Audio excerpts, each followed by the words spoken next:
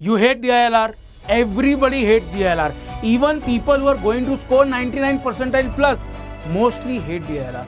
The problem with DILR is कि there is nobody tell you कि syllabus क्या है. वेद उपनिषद से भी ज़्यादा syllabus है.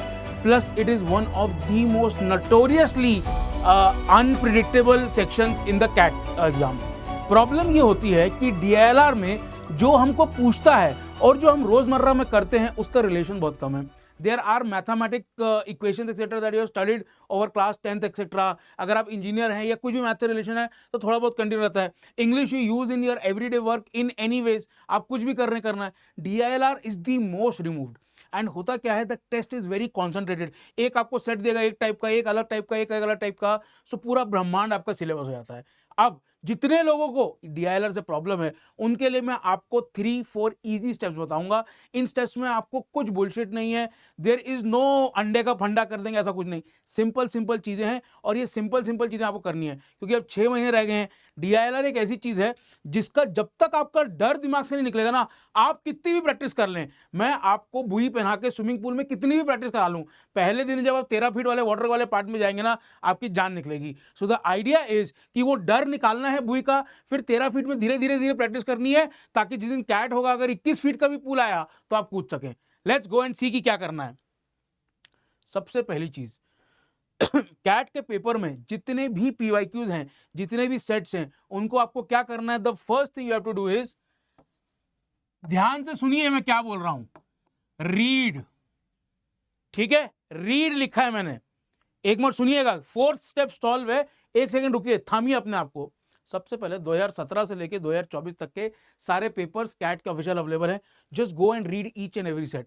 रीड का मतलब यह है कि आप उसको कहानी की तरह नहीं पढ़ेंगे, आप उसको पढ़ेंगे सॉल्व करने की तरह से. अब आपको जज क्या करना है, जज ये करना है क्या मुझे एक बार में समझ में आया, क्या मुझे एक बार में समझ में आया कि सवाल क्या है. कई सारे DI के सेट होते हैं, मैं भी अगर कैट का पेपर दूंगा there will be at least one set in each slot जहां मुझे भी यार अरे यार ये पूछ क्या रहा है, इसमें करना क्या है, पहला धागा क्या है, नहीं समझ में आएगा. ठीक है.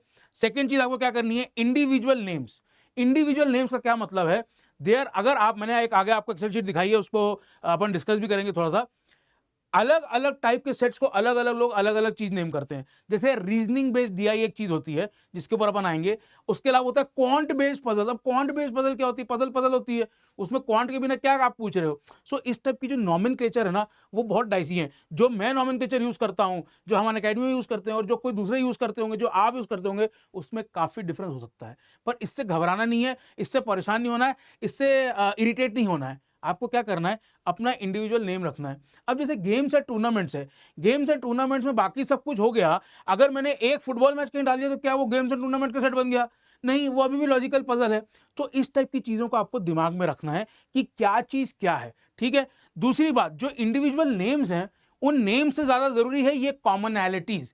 कॉमनैलिटीज का क्या मतलब है कि क्या आपको वो सेट सॉल्व करने में, सॉल्व पे भी मान रहे हैं, पर रीड करके जो आपको पहली इंक्लिनेशन आ रही है कि मैं सॉल्व कर सकता हूं इसको या मुझे करना चाहिए, उसमें क्या चीजें कॉमन है. कॉमन चीजों में आप क्या देख सकते हैं कि numbers are given more in the data than not, कि रोड और टाइम की जो बात है आपको इजी लगता है. कई लोग होते हैं जिनको रूट्स एंड नेटवर्क का जो सॉल्यूशन है, जो सेट्स हैं वो इजी लगते हैं, पर जैसे उसमें आप टाइम का एलिमेंट डाल दें विच इज बेसिकली शेड्यूलिंग, तो उनका दिमाग घूम जाता है. आधे आधे घंटे के डिफरेंस में लेट्स से कोई क्लासेस हो रही हैं, ऐसे पजल्स बहुत सारी आई हुई हैं. या पुलिस वाला उसको इस टाइम से इस टाइम के बीच में यहाँ रहना, उस टाइप का एक सेट आया हुआ है 2023 के कैट में, तो वो जब टाइम का एलिमेंट ऐड हो जाता है ना तो लोग घबरा जाते हैं. क्यों? क्योंकि that is the third dimension. ठीक है, ये X Y and Z axis हो गया और उससे फिर कॉम्प्लिकेशन हो जाती है. सो आपको ये देखना है कि what makes you at ease and what irritates you और ट्रबल्स यू, तो वो कॉमनैलिटीज फाइंड करनी है. फॉर एग्जांपल एक बहुत अच्छा तरीका होता है, कई बार आपको ग्राफ दिया होता है पर उसमें नंबर नहीं लिखे होते. बहुत सिंपल सी बात बता रहा हूं मैं,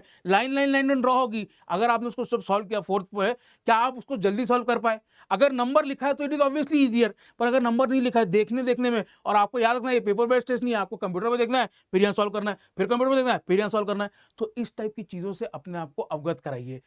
What I mean to say is कि go through all the PYQs 2017-2024 के जितने पेपर हुए हैं, and what you will get from those PYQs is what CAT is asking, also what you are okay with or not okay with.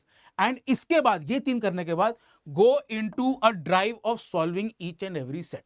ठीक है, हर set को solve कीजिए। ये जो चीज़ है ये आपको कंजंक्शन में करनी है। लेट्स से 2017, 18, 19, 3 साल के पेपर देखे और उसको पूरा रीड कर लिया, एक आपको कुछ आइडिया आ गया, फिर अब उन सेट्स को सॉल्व कीजिए। उसके बाद 2020, 21, 22 के पेपर देखिए, फिर 23 का पेपर देखिए। तो ये क्या है, ये बार बार आपको रीइटरेट करनी पड़ेगी अपनी स्ट्रैटेजी। 2 साल के पेपर देखिए और उसके बाद फिर उनको सॉल्व कीजिए, फिर अगले 2 साल के देखिए, फिर उनको सॉल्व कीजिए। तो ये एक इटरेटिव प्रोसेस जो है, इससे आपको कैट के बारे में और अपने बारे में, दोनों के बारे में पता चलेगा।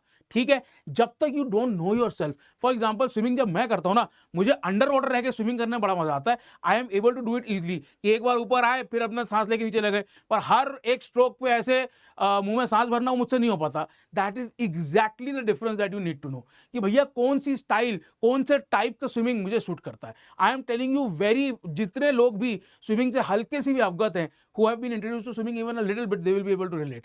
There are some strokes you just can't do, but there are some strokes which come naturally to you. समझ में आ रही बात? That is what you have to do. You have to understand swimming and DILR. बहुत perfect energy है। क्या चीज आपको suit करती है वो आपको ढूंढना है। That is the first step. ठीक है, उसके बाद नेक्स्ट स्टेप क्या है? SWOT मैंने आपको डिस्क्राइब कर दिया किस टाइप का। अब इसमें क्या करना है, this is the second step. इसमें आपको लिखना है। लिखना मतलब स्ट्रेंथ के आगे लिखो कि भैया DI, अगर ये आपकी स्ट्रेंथ नहीं है तो आप तो वैसे ही पानी में डूब गए। DI का एक ना एक सेट आता है, अभी वहां चल के ट्रेंड की बात करेंगे। DI इज, पता नहीं क्यों लोगों को हलवा लग गया था कि यार DI नहीं आ रहा, कैट में सिर्फ LR आ रहा है, ऐसा कुछ नहीं है। अपन करके देखेंगे। DI आपकी स्ट्रेंथ होनी ही होनी चाहिए। अगर DI स्ट्रेंथ है तो रीजनिंग बेस्ड DI भी आपकी स्ट्रेंथ होनी चाहिए। भैया रीजनिंग मतलब एक थोड़ा सा एलिमेंट और ऐड कर दिया। अब उसके आगे आप देखेंगे अरेंजमेंट, ग्रिड, नेटवर्क, स्केड्यूलिंग, क्या ये आपकी स्ट्रेंथ है? क्या रेसेस आपकी स्ट्रेंथ, सॉरी लीनियर सर्कुलर में कौन सा अरेंजमेंट आपकी स्ट्रेंथ है? किस टाइप के जो क्वेश्चन, किस टाइप के ग्राफ्स हैं, फॉर एग्जांपल स्पाइडर ग्राफ आपकी स्ट्रेंथ है कि नहीं है? पिछली बार कैंडल स्टिक आया, किसी को पता नहीं था कैंडल स्टिक क्या है। मैं फाइनेंस बैकग्राउंड से मैं होता तो फटाक से कर लेता। सो द आइडिया इज कि क्या आपकी स्ट्रेंथ है, क्या नहीं है, वो देखना है। वीकनेस, वीकनेस मतलब जैसे मैंने टाइम की बात की, यार नहीं चमकता मुझे शेड्यूलिंग। जैसे ही टाइम का पॉइंट आता है ना, मैं घबरा जाता हूं। फॉर एग्जांपल 10 प्रोफेसर है कॉलेज में, उनके दिन के 10 लेक्चर शेड्यूल करने में मेरा दिमाग ही काम नहीं करता। छोड़ दो उसको, ठीक है। Just leave this. Leave this मतलब अभी बोल रहा हूं मैं, ठीक है। अभी अपन डर हटाने की बात कर रहे हैं, अपन प्रैक्टिस तक पहुंचे नहीं है, ध्यान रखना। अभी सिर्फ डर हटा रहे हैं, ठीक है। अगर आप स्विमिंग करने जा रहे हो और आपको भयंकर डर लगता है डीप में जाने से, तो मैं थोड़ी ना बोलूंगा कि कूद जा 18 फीट के उसमें, नीचे टच करके ऊपर आ। अरे नहीं भैया, अगली बार अगले दिन आओगे नहीं स्विमिंग के लिए। समझ में आ रही है बात? तो वो बात नहीं कर रहे हैं अपन। अपन प्रैक्टिस के बारे में बात करेंगे। अपॉर्चुनिटी, अपॉर्चुनिटी मतलब जो 4 सेट आएंगे, मोस्ट प्रोबेबली 4, उनमें से सबसे पहला कौन सा करूंगा।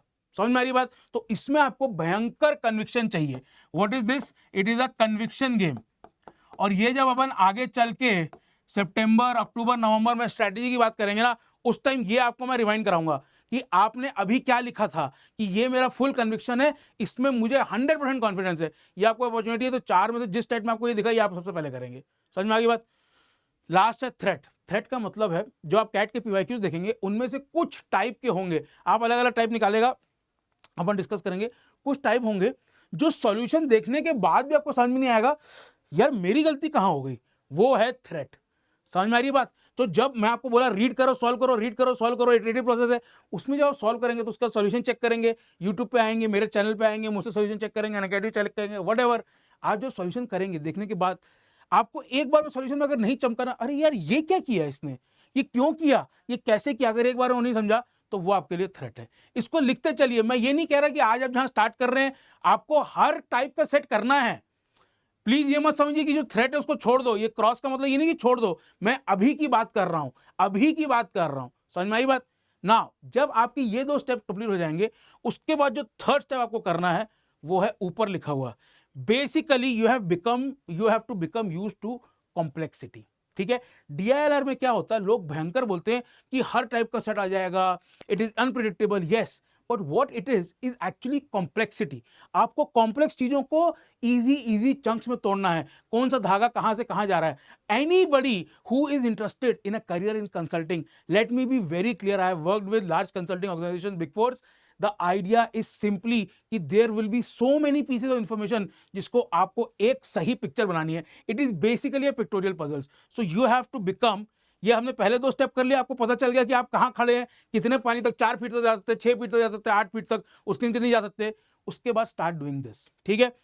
Most important horizontal skill and confidence. कहने का क्या मतलब है, DILR इज कॉम्प्लेक्सिटी। ठीक है, आपने अगर एक बोर्ड है पिक्टोरियल वाली, आपने पजल्स खेली होंगी, उसमें कहां से स्टार्ट करना है वो अगर आपको पता चल गया, उसके बाद everything becomes easy. And that is why I want you to start with puzzles. George Summers की बुक्स हैं, शकुंतला देवी की बुक्स है, whatever you feel comfortable. अगर आपको लग रहा है लेवल कम भी है, कोई बात नहीं, कर लो उसको। इससे क्या होगा, your brain will become accustomed to looking at complexity and डरना नहीं है, बस इतना है।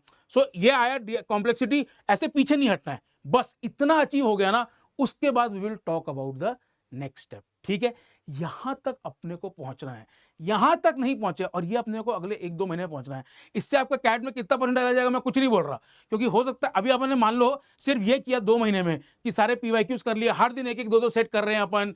आपको हर दिन तो आप DLR कर नहीं पाओगे, इतना तो आपके पास टाइम नहीं है। इतने पढ़ाकू होते तो 99 आ जाता, फिर दिक्कत नहीं होती, फिर मेरा वीडियो नहीं देखते। द आइडिया इज कि जितनों को दिक्कत होती है DLR से, मैं आपको बता रहा हूं इससे 99 नहीं आएगा। पर अगर आप हेड DLR वाले कैंप में हैं, जो कि 99% जनता है, अगर आपने ये नहीं किया तो 99 आने की प्रोबेबिलिटी बहुत कम है। Then your luck will have to be so good कि आपने कोई किया हुआ है क्वेश्चन और डिट्टो का डिट्टो वैसा आ गया। समझ में आ रही है बात? क्योंकि वॉट एवर आप कितना भी प्रैक्टिस कर लीजिए, आप 1000 सेट करके जाइए, जो nth सेट 1001 आएगा कैट में, उसका 1000 से क्या लेना देना है आपको नहीं पता है। समझ में आ रही बात? तो इसलिए ये जो हॉरिजॉन्टल चीजें मैंने बताई हैं, ये जो बेसिक फाउंडेशन स्किल्स मैंने बताई हैं, इनको करना ही करना है। ये नहीं करेंगे ना तो आप महल कितना ही बड़ा, सर मैंने गेम्स एंड टूर्नामेंट्स के 10 सेट प्रैक्टिस करे या 1000 सेट प्रैक्टिस करे, 100 सेट प्रैक्टिस किए, अगला वाला आपने फुटबॉल टेनिस किया, उसने क्रिकेट डाल दिया, उसने रग्बी डाल दिया, आपको स्कोरिंग सिस्टम रग्बी का पता नहीं, उसने कोई डिस्क्राइब किया, आप नहीं पढ़ पाए, गई भैंस पानी में।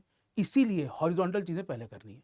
अब ये सब के बाद अभी अपन ने बहुत कुछ फोकस किया PYQ पे। What you have to understand is trend is not equal to friend. मैं ये इसलिए कह रहा हूं, और आप देखिएगा पहले 1 2 3 स्टेप सब व्हाइट में थे, ये 4th में है। This is a negative point. ठीक है, नेगेटिव पॉइंट का मतलब यह है कि आप जब PYQ कर रहे हैं, आप दिमाग में एक चार्ट बनाएंगे। मैंने ये ऐसा चार्ट बनाया हुआ है, जब मैं अनअकैडमी के ऐप पे पढ़ाता हूँ अपने बच्चों को अपने बैच पे, तो मैं इस तरह से उनको ट्रेन करता हूँ कि भैया ये करना है, ये करना है। अगर आपको ये एक्सेल शीट का लिंक चाहिए, put the word trend in all caps in the comments, and if there are more than enough comments I will share a link to this. ठीक है, ये मैंने काफी मेहनत करके एनालिसिस किया हुआ है, अनअकैडमी के अदर एजुकेटर के साथ मिलकर एनालिसिस किया हुआ है, और हमने इसके ऊपर काफी डिस्कशन भी किया नोमेनक्लेचर वगैरह पे। That apart, the idea is कि इतने सारे PYQs करने के बाद आपको लगेगा अरे सर ये तो ट्रेंड बन रहा है। ठीक है, आप कैसे देखेंगे, जैसे यहां पे एक वेन डायग्राम का कॉलम है, शायद आपको पूरा दिख नहीं रहा होगा, बहुत सारे वेन डायग्राम के ठीक ठीक क्वेश्चन आए हैं, पर पिछले 2 साल से नहीं आए। तो आप आपका क्या कंक्लूजन निकालेंगे, क्या कंक्लूजन निकालेंगे? भाई साहब ये क्वेश्चन उतना ही टफ है जितना कहना यार मेरा पहला बच्चा हुआ था बॉय, तो सेकंड बच्चा भी बॉय होगा या सेकंड बच्चा भी गर्ल होगा। अरे भैया उसमें कोई रिलेशनशिप नहीं है, वो तो भगवान डिसाइड कर रहे हैं, नेचर डिसाइड कर रहा है। वट एवर यू थिंक, भगवान और नेचर डिपेंडिंग।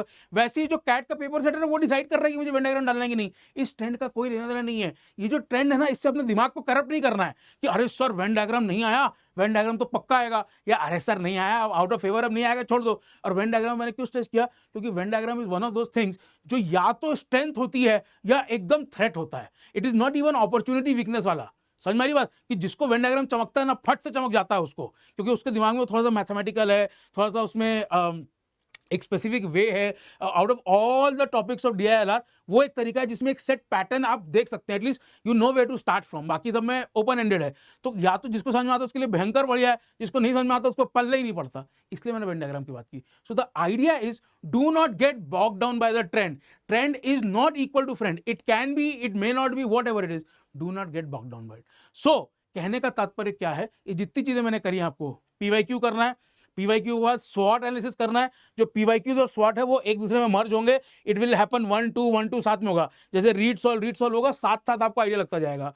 उसके बाद पजल्स करनी स्टार्ट कीजिए, जो आपका मन है पजल्स उसको उठा लीजिए and just start doing it. Simple camel वाली पजल है कि भैया एक कैमल 10 किलोमीटर जा सकता है, इतना आ सकता है, बहुत फेमस पजल है, उसको कर लीजिए जस्ट, एंड उसको एक बार कीजिए, फिर अगले अलग नंबर के साथ दूसरी बार कीजिए। ऐसे कर करके अपने दिमाग को ओपन कीजिए। दिमाग के धागे जब खुलते हैं ना, हल्का सा अनकंफर्टेबल होता है, वो अनकंफर्ट की फीलिंग है उसको हटानी है। इतना आपने कर लिया ना, you are good to go. And जब आप PYQs कर रहे हैं तब ट्रेंड के भंवर में नहीं फंसना है, इतना सा आप काम कर लीजिए। फिर ये करने के बाद अब जो मैं सीरीज स्टार्ट करूंगा DLR की यूट्यूब पे, एंड जो मैं अनअकैडमी ऐप पे पढ़ा रहा हूं, उसके बाद वहां से आप खड़े होके सुपरमैन जंप लगा सकते हैं। समझ में आई बात? This is the idea, this is the video. Last but not the least, भाई साहब बेस्ट एवर प्राइस 15,500 से ₹1 कम, लिमिटेड टाइम ऑफर है. You have to use the code RS8. Each and every batch that is running on an Academy app today is available to you for just this much amount. No better deal anywhere in the universe for CAT aspirants. I guarantee you. ठीक है. Also batches have already started.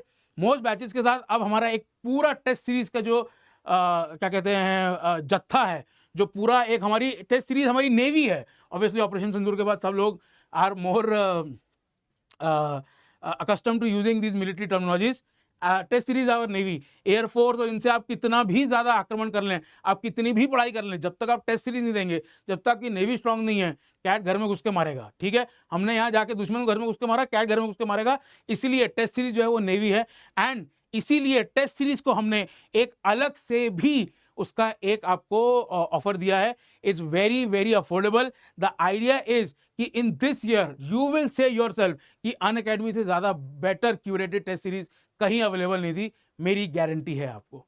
समझ में आई बात? So with all that said and done, please go follow these things. जिनको भी DILR से हल्की सी भी प्रॉब्लम है, जस्ट डू दिस. जो थोड़ी तैयारी ज्यादा कर चुके हैं वो ये काम 10 दिन में, 20 दिन में, 25 दिन में कर लेंगे. जिनको थोड़ा कम टाइम लगा उनको 5 वीक्स या मे बी 1.5 months लग सकता है, 6 weeks, whatever it is, just do it. If you don't do it, सितंबर अक्टूबर मेरे पास नहीं आना सर स्ट्रैटेजी क्या, स्ट्रैटेजी क्या, मैं नहीं बताऊंगा. समझ में आई बात? Tell me in the comment what you thought of the video, and if you want the Excel, comment trend. See you.